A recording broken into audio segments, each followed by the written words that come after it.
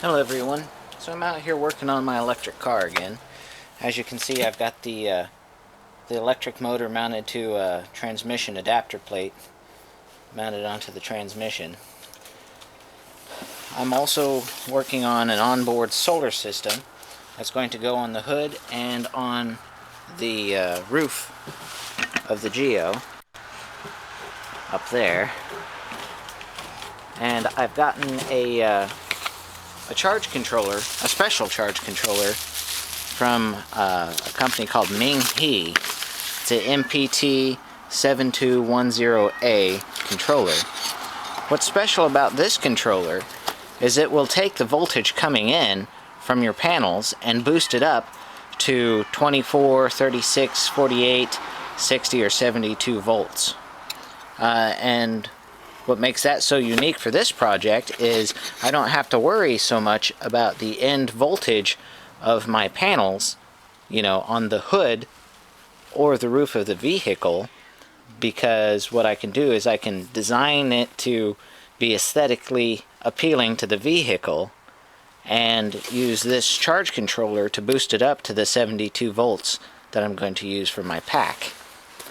So I'm going to be working on wiring this in today, running some wires through the firewall that's going to come up to the hood where the first panel is going to be. This is Sterling with Eclipse Computer Solutions and Aaron's Sewing Corner. This, believe it or not, is the hood of my Geo Metro. I've decided to paint it navy blue in a high gloss enamel. As you can see, it has kind of a mirror-like finish. I can see my reflection in it. Anyway, you can't see it on camera, but the paint job is actually really bad. But what I wanted to do was I wanted to make the hood the same color as the solar cells that I'm going to put on it for the electric car. That way it won't be as noticeable if, one of the cells is crooked or cockeyed or, not perfect. So I'm going to create a solar panel that lays on top of this, and the clear vinyl that I'm going to use is going to wrap around the edge and attach to the back side with Velcro. Over here, I am starting to work on the solar panel for the roof of the vehicle. I don't know if you can see it, but I have plastic drop cloth with an outline of the roof of the Geo. And then laying on top of it, I have this thick, clear vinyl. This is the same kind of stuff that you would see for windows on golf carts and such. So basically, I'm going to trace this out, cut it out. I'm going to lay out the solar cells on here, get all that figured out, solder them together. Of course, I'm not going to solder it on the vinyl. That would melt the vinyl. But I'm going to find out how they're going to be oriented. Since I have the Solar Boost charge controller, I don't have to worry so much about the actual voltage of the panel, because I can boost it up to my 72 volt battery pack that I'm going to have installed. So that's what I'm working on now. After the solar cells are laid on here face down, because this is actually the bottom side of my template, I'm going to lay them face down, coat it in clear silicone encapsulant. First I'm going to go around the edge with a bead of silicone, and then I'm going to basically dam it in so that I can pour the silicone encapsulant and won't get everywhere. Then after that sets, I will have a solar panel that I can just sit on top of the roof of the car, which I also painted in the enamel navy blue. This is the surface that I'm going to be using to work on my solar cells and stringing them together. It's recommended that you use glass, or in my case, this mirror, to help dissipate the heat from the cells as you're soldering them, so that they don't warp and shatter.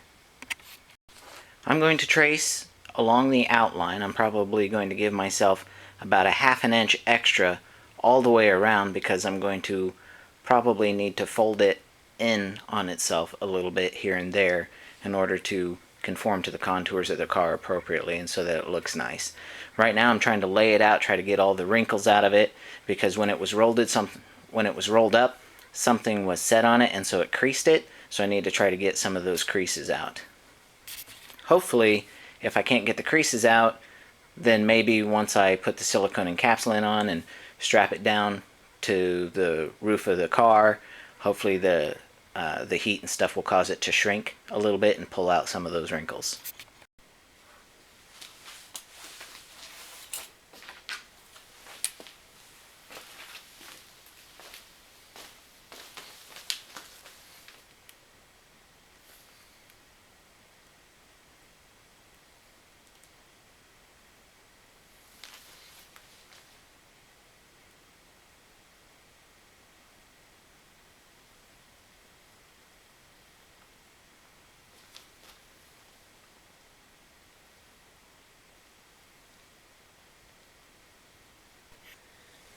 So I'm going to be using these polycrystalline solar cells.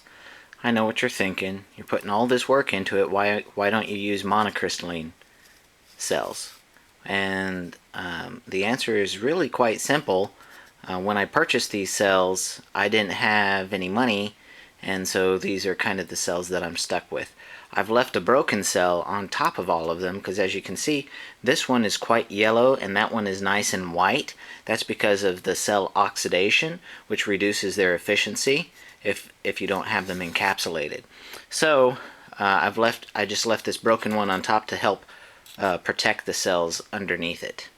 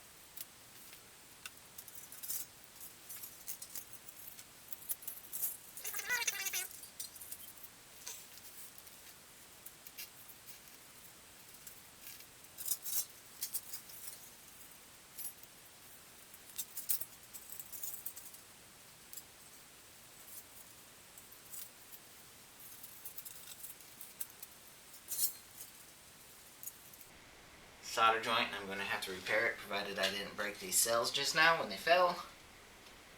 So these will be going over to the workbench. I'll set these ones aside for now. So what I've got to do is I've got to string these cells together so that I can lay them all out there, because if I try to solder them on that vinyl, I'm going to melt the vinyl, and that wouldn't be any good.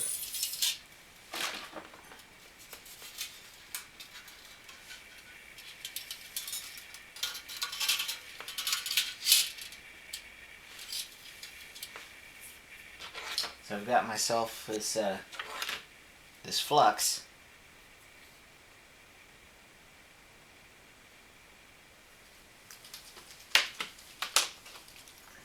I got these cells and this flux pen from ML Solar.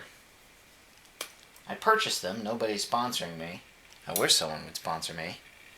But I'd be happy to review solar products.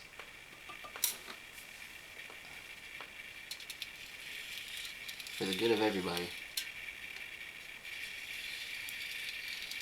Flux is real easy to use. You just paint it on, and that makes it so that the solder will adhere to it better.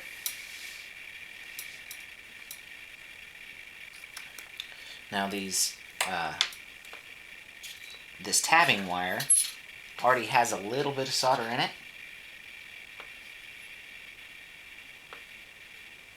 Hopefully it'll be enough to do the job. I always clean my iron before I start. Do a little bit of tinning on it. Shake off the excess. Try to line these up best you can.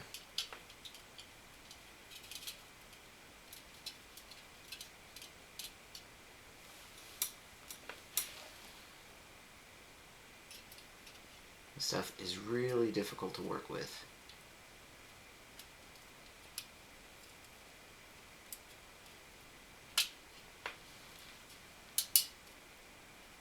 It's really delicate.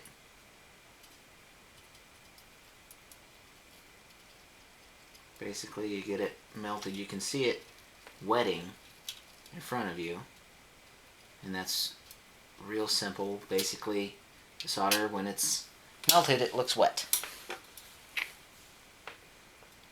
So we'll see if it's stuck. Appears so.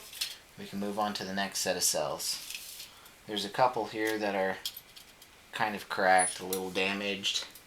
That will negatively affect the performance of the cell, but the cell is still okay for operation, for use. The amount of difference is going to be negligible because you've got electronic traces going this way and that way, and so it'll be all right.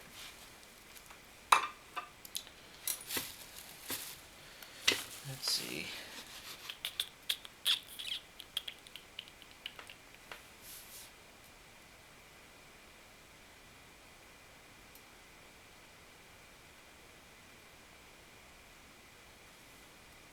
Alright, this one, since this is going to be approximately where that antenna hole is going to be, I'm going to need to add one additional one. All those others are in duplicates of 3. But this one I'm going to have to add an extra one because I can't get a whole length where the antenna wire is going to be.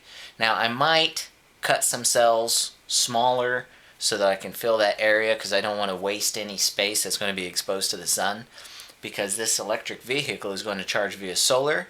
It's going to have regenerative braking. You'll be able to plug it in and charge it, and it's going to have an onboard generator just in case. Now I did the math, and I should be able to get about I should be able to get over 1,000 miles on a tank of gas running it that way, where the generator is keeping the batteries up and then I'm propelling the car with electric energy. Not bad. So 16 gallons of gas over 1,000 miles on a tank, that's not bad at all. And that's not even factoring in the charge that I'm going to get from my solar and regenerative braking. So I'm looking forward to doing some road tests to see how far I can go on this thing.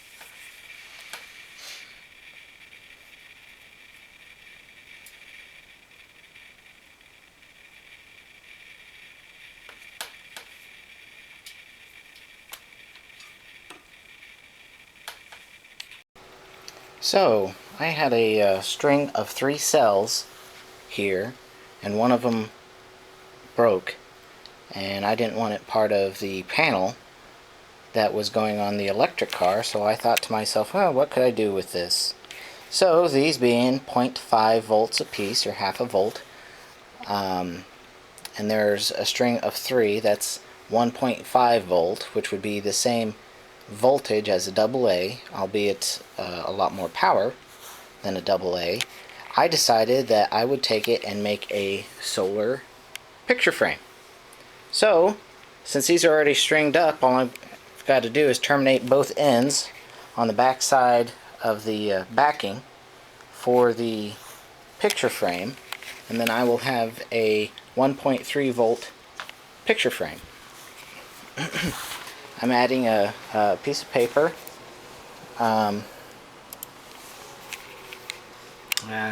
Can't see it very well here, but it's going to say picture frame solar panel, voltage 1.5 volts, wattage less than 8.1 watts because the cell is chipped, optimal amps less than 5.4 amps, once again because the cell is chipped, and that's optimal conditions, direct sunlight, no losses, things of that nature.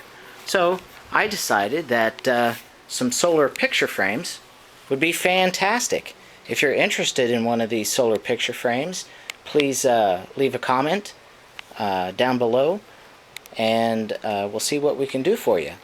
I haven't decided if I'm going to sell these or give these away, but the first one is free. So if you leave a comment down below, I will be sending you this solar picture frame free of charge.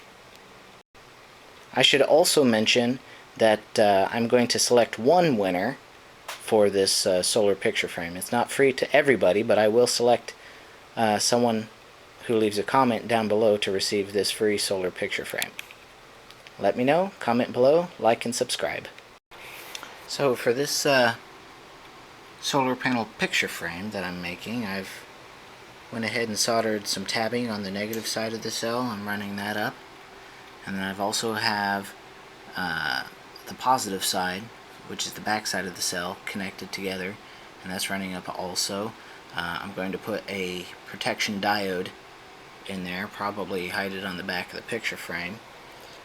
And then I'll probably put some type of interface on there to make it easy to connect and disconnect devices. You could connect these in series to increase your voltage, or parallel to increase your amperage, or a combination of the two, but they're all going to be in this 3-cell design. So it's evening time, and I'm cleaning up the Geo because I want to start the conversion process. I vacuumed it out. There was some battery acid on the seat. I cleaned that off with some baking soda and water to reconstitute the dry electrolyte, and I'm running some wires. I've got a wire running to where the hood is for the onboard solar system, and over there is my battery management system for my future lithium-ion upgrade. That's the control panel, courtesy of John Lovelace at johnsavesenergy.com. Forgive the noise, I'm next to a street.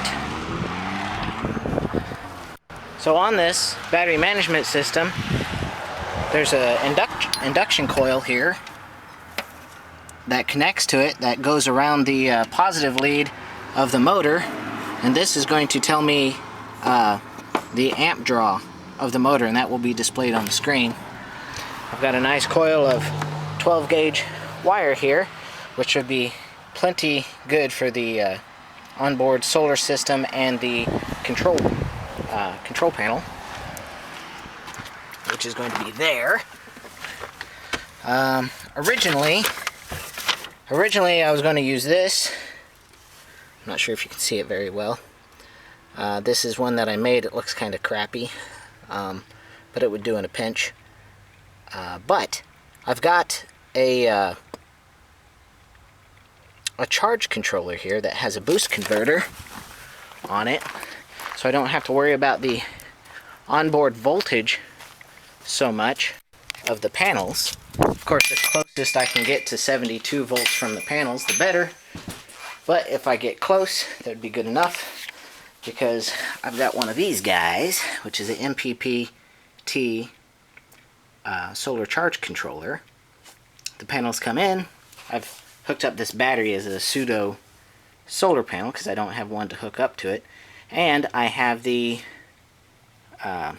output set to 84 volts. So what I did is I took 13.8 and times it by 6, which is how many lead acid batteries I would have. As you can see, it comes on and then it ramps up the voltage to my to what my pack voltage is going to be when it's full. Sorry, it's blurry. This camera isn't the greatest. Now I've measured this out and it is correct. So I'm thinking about taking just this face plate off that has the controls, because there's wires going to the circuit board. I'm thinking about mounting this control where that other panel was going to be, but I haven't decided on that yet, because this is kind of a hands-off system. But it would be nice to know, how many amp hours I've collected from the sun, what my panel voltage is, and all of that good stuff. So let me know what you think in the comments below. Like and subscribe to stay up to date on all of our projects.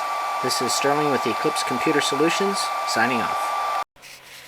Just to update you on what I'm doing here is, I found it, although I couldn't solder directly on the vinyl for melting it, I did find a little piece of glass from a picture frame that I'm going to be using so that I can solder these in place, because the less you move them, the better, because of risk of breakage. And I want to preserve as many of these cells intact as possible. So I'm soldering the panel together here. Now, I'm thinking about having two 44 cell panels here, and then connecting them in series up here through the junction box. That way I can pull off a leg of them if I want 12 volt panels for other purposes when it's installed on the car. Say I need to run a power inverter or another battery controller, something. Anyway, this is where I'm at.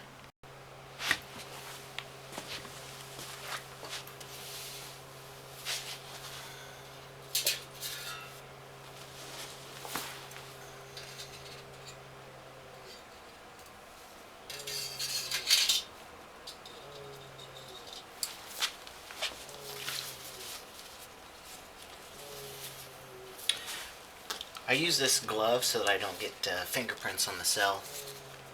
Also, the flux can be pretty tacky.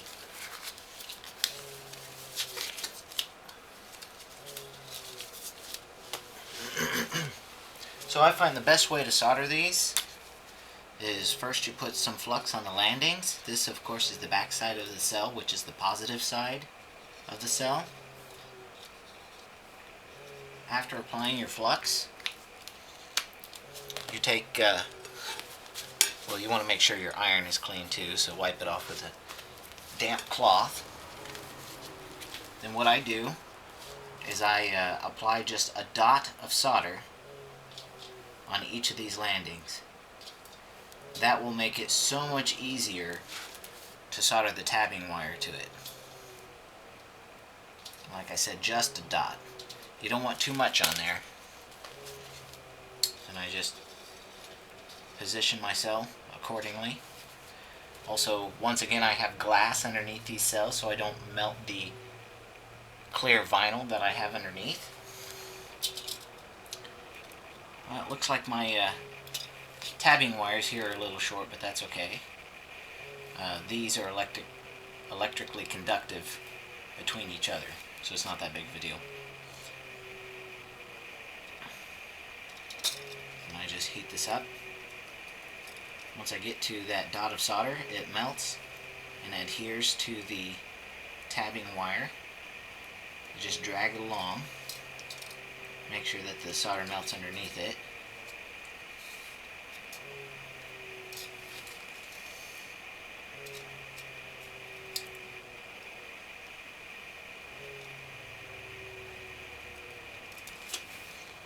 Alright, terrific.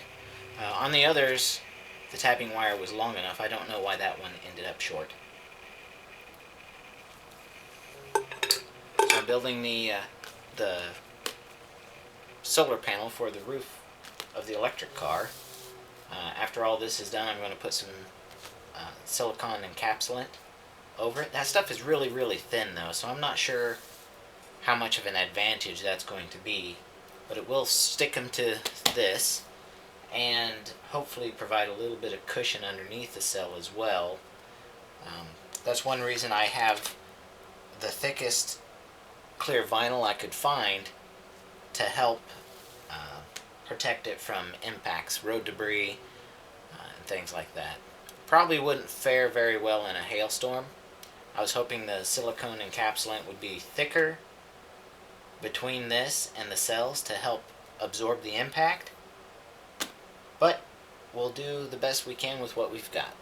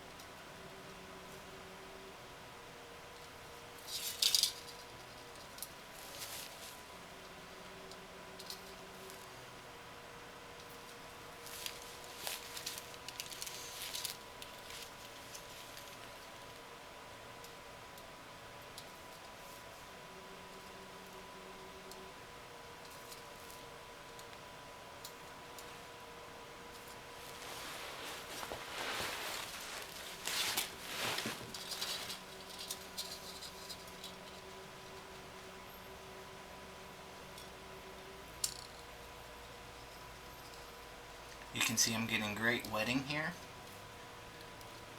That's just what it sounds like. When the solder gets hot, it turns molten, and then so it looks very wet coming down through here. Looks like we're not getting a very good adhesion here, so we need to use something to hold it down against the land while I solder it. There. That's a good connection.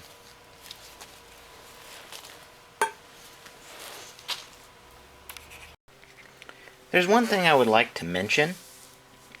The quality of my new cells, which came from the same place, I ordered them even about the same time. The quality of these cells are far superior to the ones that I got before. They're thicker. The coating on it that you can solder to is also thicker. They don't have any flex in them really when you move them up and down. This is one of my older cells, and it feels like a light piece of cardboard because you can feel it bending and flexing. Also, the old cells, I broke a lot of them. They were extremely fine and brittle. See? They just break and shatter into nothing. These ones are a lot thicker and of superior quality than the exact same cells that I ordered before from the same guy. ML Solar is where I got these cells. You can find them on eBay. They sell solar cells at a very reasonable rate. They also throw in extras in case there are any that are broken. So I just figured that was something of note that I should share with you guys. I wanted to share with you an anomaly that I saw. Look at this solar cell. I don't know where the blue comes from, but you can tell that there was clearly a cell overlapping this one whenever they sent it through whatever process they were doing. It's pretty cool. It's got a gradient of color changes around the outside edges. Looks like it goes from orange to red to a darker color, and then finally our blue here. Anyway, that's pretty awesome. I think I'm going to frame this one and keep it. I'm working on the last two cells of my panel for the roof of the solar car. Now, there's a lot of cells and it's higher voltage, so even though this is going to be 163.8 watts at 45.5 volts, the amps is only going to be 3.6 amps. But that's okay, because the higher the voltage, the fewer amps we need to do the same amount of work. And the watts is the work that this panel can produce. It's currently 163.8 watts. This is not factoring in the panel that I'm going to have on the hood of the vehicle. I'm going to continue to increase the voltage, but I don't want to exceed 32 volts because my special charge controller will step up the voltage to 72 volts of the pack.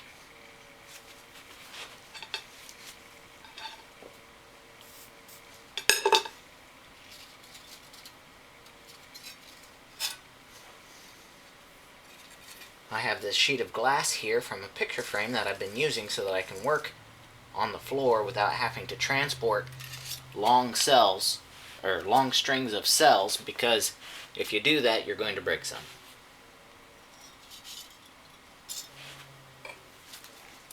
I'll add my flux.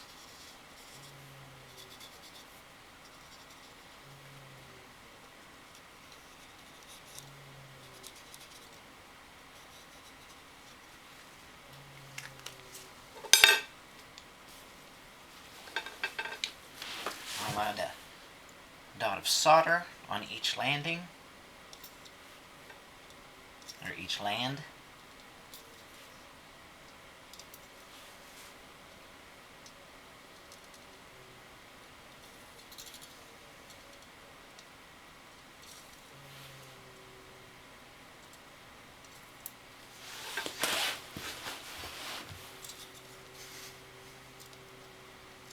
Line it up.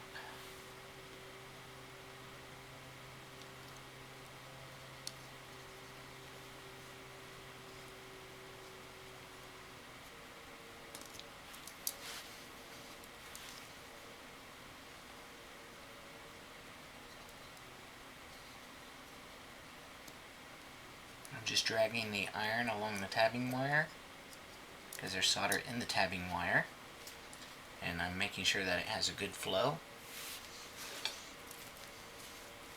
This is the part that I'm really excited about. The last, kind of stuck here. The last cell of the string. After I get this last cell on, I'm going to put on my bus wires. I'm going to do one large panel, but I'm going to have a center tap so that I can get two smaller panels if I want to run a power inverter. One that I have already without having to buy a special high voltage power inverter.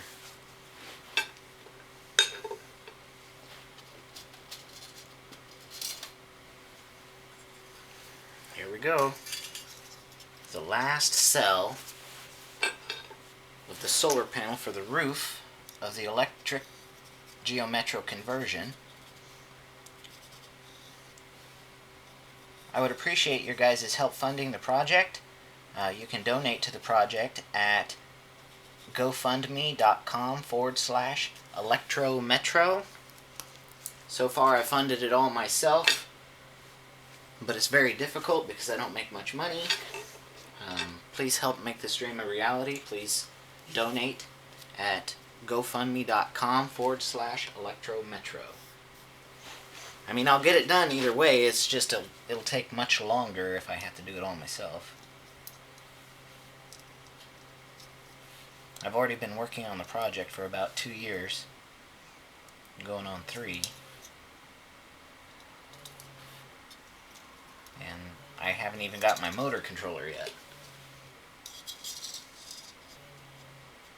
Alright, last cell going on right now. It's so exciting. This is my first electric vehicle project. I graduated top of my class for advanced electronics from the Wichita Technical Institute, and I've always dreamed about having an electric car. More importantly, I've dreamed about making my own electric car.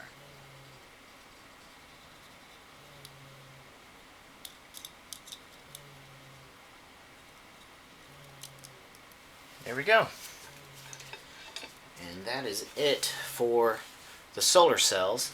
I'm going to go ahead and cut my tabbing wire, and I'll turn back on the camera so that you can see me tabbing it up.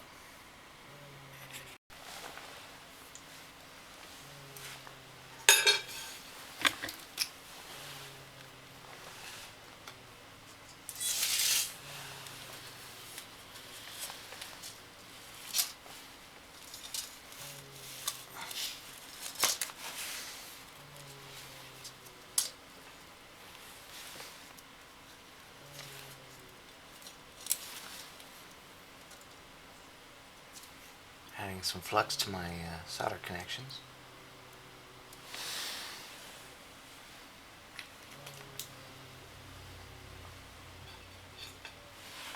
I took my tabbing wire and I bent it in two 45-degree angles so that I can kind of make it look a little nicer.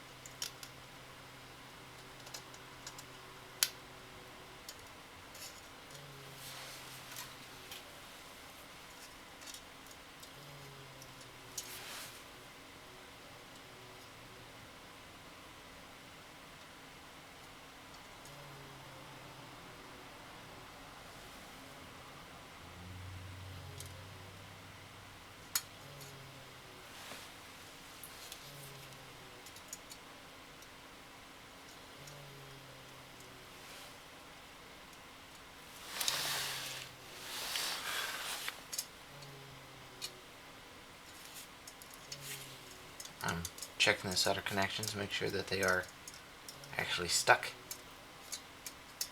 Looks like they are. So what I'm going to do, if I can, it's not going to let me zoom out. Okay. I'm going to start up there. Up there. I'm going to come down, come around, go up, then down, and up and down, and at the end, my connection should be on that side and on that side. So I've got my panel tabbed now. It's going from up there and snaking its way back and forth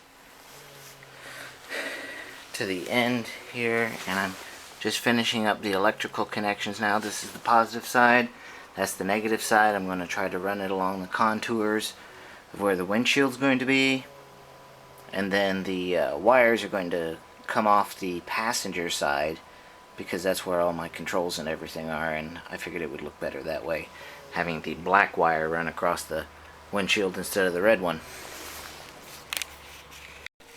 Okay, as you can see, I've got my solar panel dammed in with silicone. This is so when I pour the silicone encapsulant on the cells, it won't run out all over the carpet, and I'll try to not be wasteful. Right now I only have 16 ounces of the stuff. I don't think it's going to be enough to cover a panel this large, so I'm probably going to have to buy some more to finish up the job, but hopefully it can at least cover the front side of the cells. Alright, the silicone encapsulant I'm going to be using comes in two parts. It's a 10-to-1 ratio. There's a part A and a part B. This is a 16-ounce kit, which isn't going to be enough to cover a panel that large, I can tell you that. But I got it from American Solar Supply. I got this on eBay for about $29. And this is what I'm going to be using to cover this. I know it's not going to be enough. This is only a 16-ounce kit. I'm going to cut down this cup, this Casey's cup, and mix it up in there because I don't want any silicone going to waste. I want it all on that panel.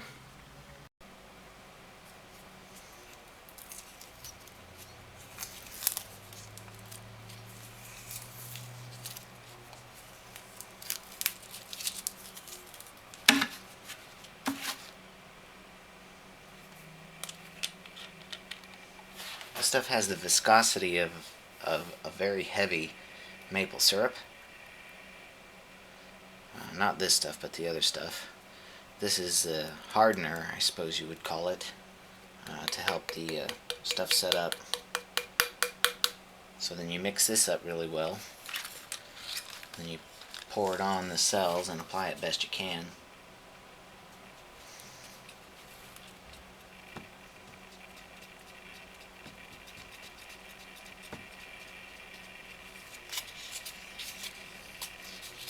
Has about a 4-hour working time, which I suppose is pretty long, but it'll give you plenty of time to mix it. You don't have to worry about it hardening up on you, and it also allows time for this stuff to flow between the cells and your substrate, whether that's glass or, in my case, vinyl.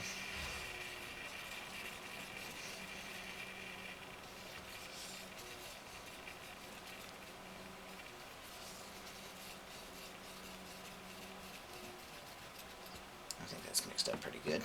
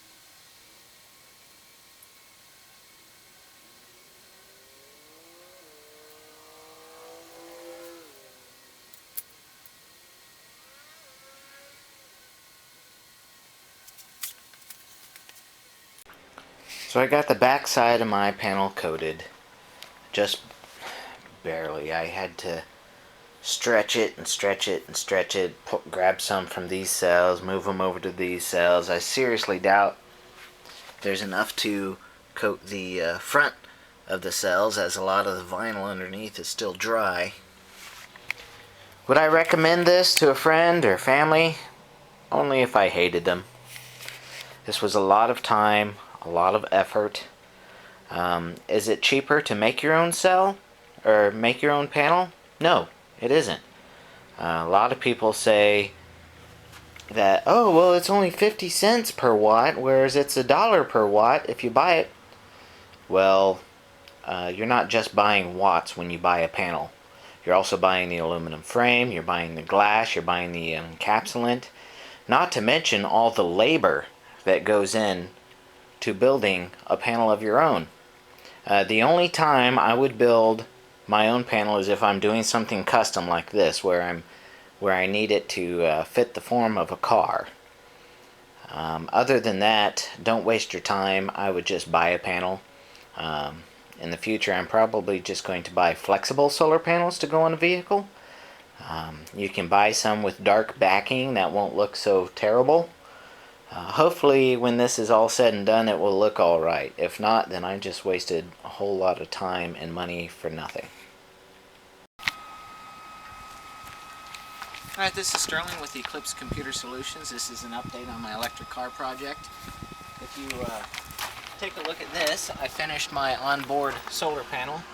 It doesn't look nearly as good as I was hoping, but it doesn't look too bad, I guess. You can see all the bubbles and stuff. I didn't have enough of the silicone encapsulant, but it does work.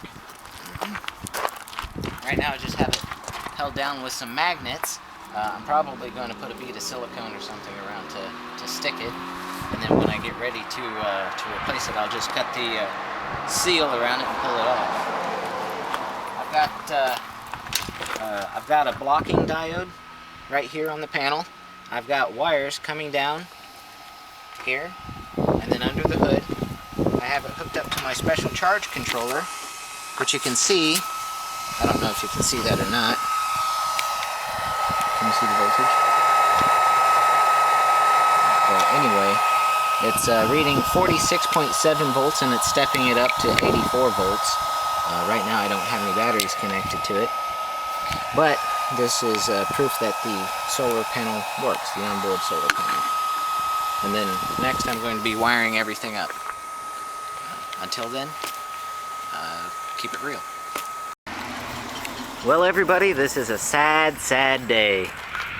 I discovered a short in the solar panel, which is part of why I was having severe voltage drops and not getting much current. And unfortunately, this thing is not going to survive the removal, so it was a short-lived panel, short life, lots of work down the drain. It's a very sad, sad day.